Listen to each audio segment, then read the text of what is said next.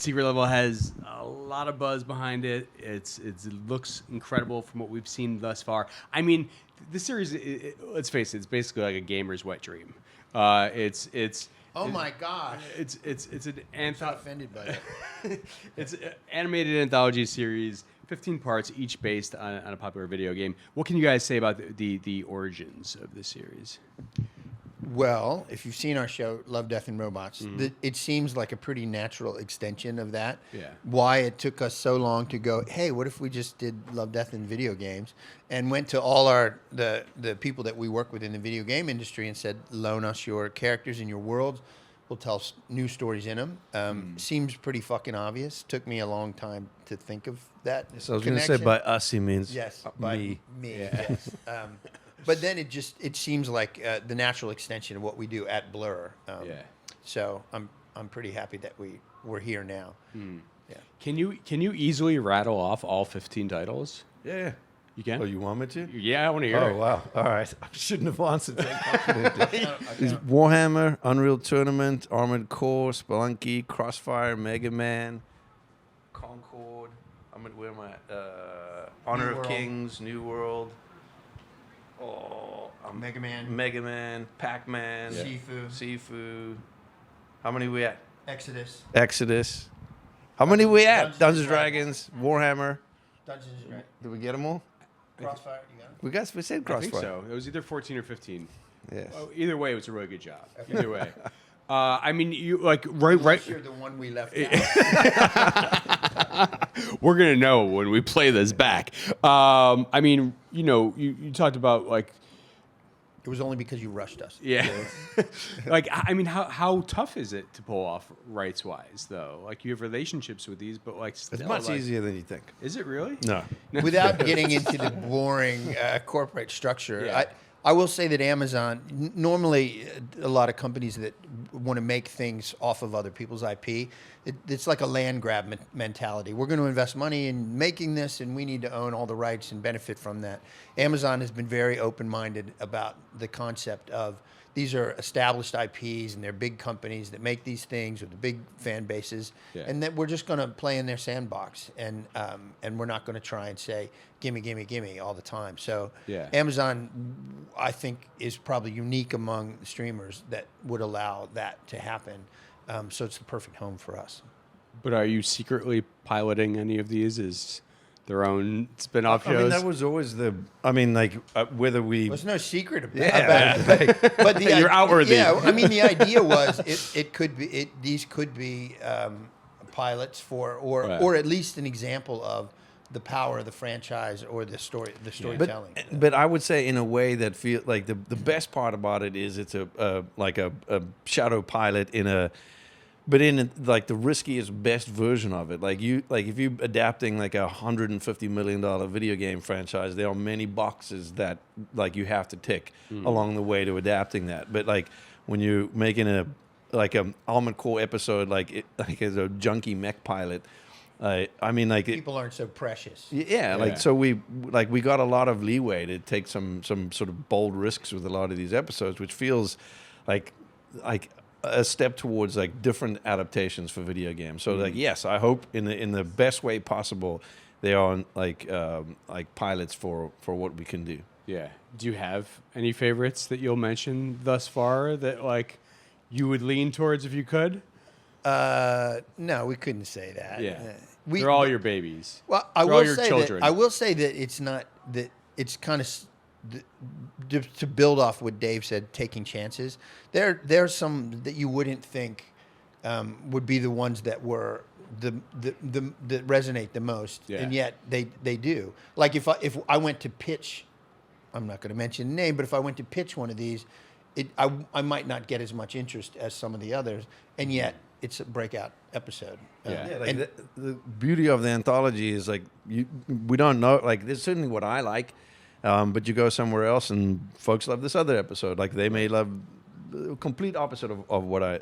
But it's so it's kind of a great way to test it, to see like what do people want, because like I think to sit here and say we categorically know that people want to see more of this, and anyone in Hollywood who tells you they do know that is wrong. Right. Like and so it's a kind of great way, and that's why like we go through this sort of rather broad way of developing the stories to ensure that it's not just us coming up with what we want to see.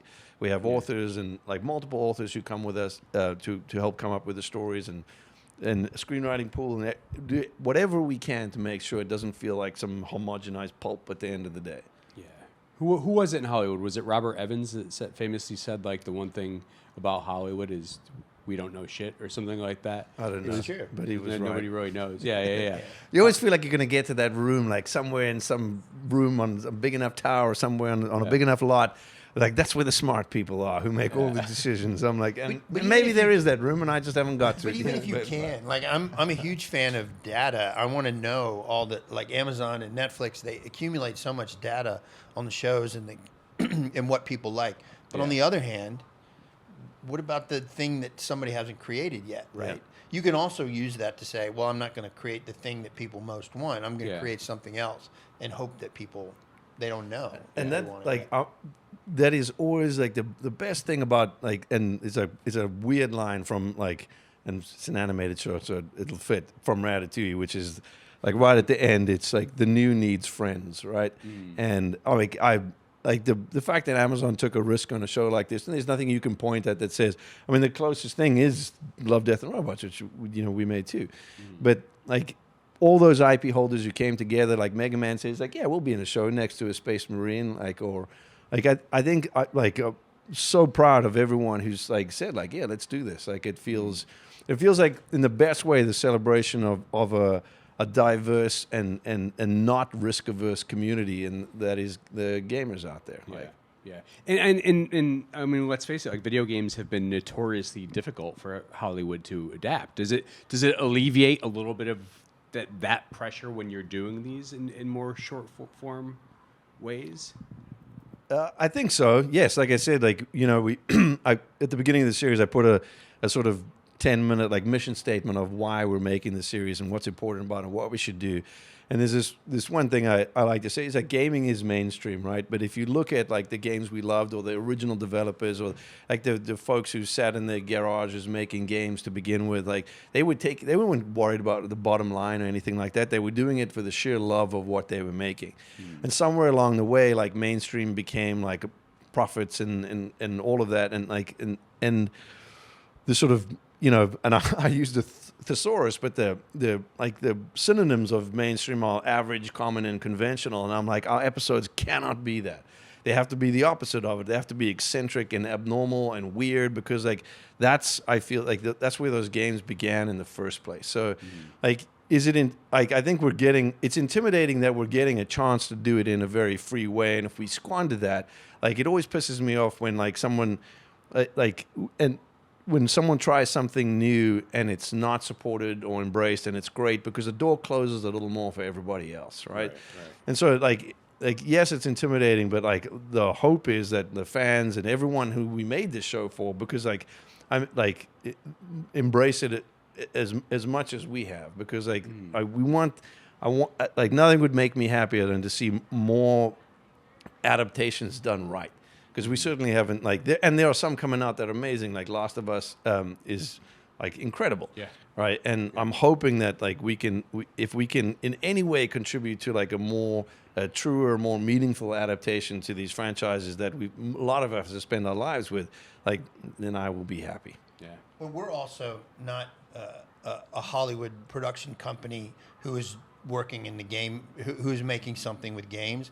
We're a gaming and animation company who's making something in Hollywood. Yeah. So, that's, we know this market and these IPs and these.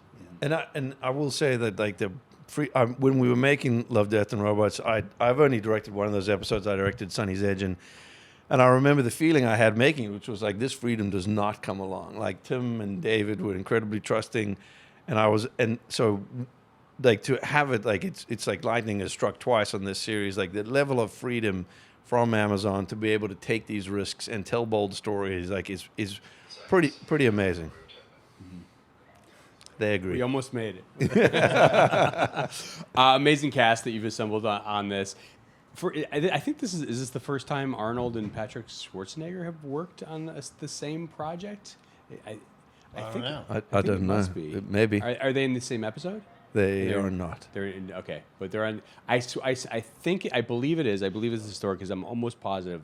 At one point within the last couple of years, I asked Patrick Schwarzenegger when he's going to make something with his dad. So I think you're. And he said, "What did he say?" Well, this was probably a few years ago. So he said, what'd he say? hopefully someday. No, he was in favor of it. Is Arnold If the my gamer? dad, I'm not sure I want to make one. Yeah, that's a good point. Is Arnold a gamer? Oh, I don't know. You would know. No, No. no. Yeah, you got Kevin Hart on board, who probably is. He just did Borderlands as well. I would imagine he's Yes. more in that realm. And then you got Are we allowed to talk cat? This is gonna run out. Okay. All right. Yeah. Yes. And his Sorry, daughter, let me Heaven. interject. and his daughter. His daughter, Heaven Hart, is in this episode. This In is the They same are episode. in this. They are in the they are in episode the same together. episode.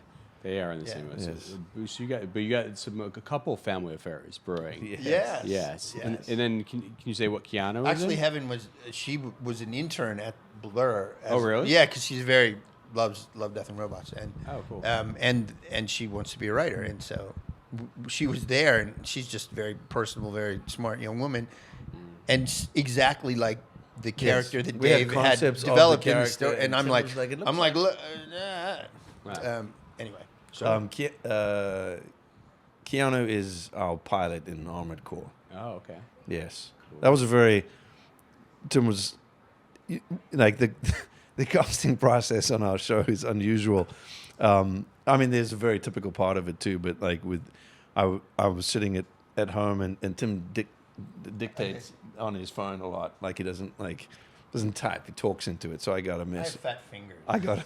I got a message which was, "Hey, do we have anything for piano?" And I'm like, "What the?" And then I scratched my head for a little bit, and then I'm like, "Oh, Keanu," and because Keanu's a big fan of Love, Death, and Robots too. Yeah. And we had all the artwork for Secret Level up on the walls, and he was like, "I gotta be in this," and I was like, and He came down for a meeting about another project, and we were talking about it, and he said, talking about Love, Death, and Robots, and I said, well, this next season's already done, but we're doing this other show. Yeah. Would you want to be in that? And he goes, yeah, fuck yeah. And And so then I texted Tim back, and he was like, "What else we got?" And I'm like, "We got a junkie mech pilot," and then Tim's like, "He's in," and I'm like, "Bullshit." And then the next thing is this video from Keanu being like, "Junkie mech pilot." I mean, Amazing. Yeah, it was Amazing. Cool. Well, so good to talk to you guys. Big congrats on Thank the you. series. Can't wait to check it out. And thanks for talking with us. thank you. All right.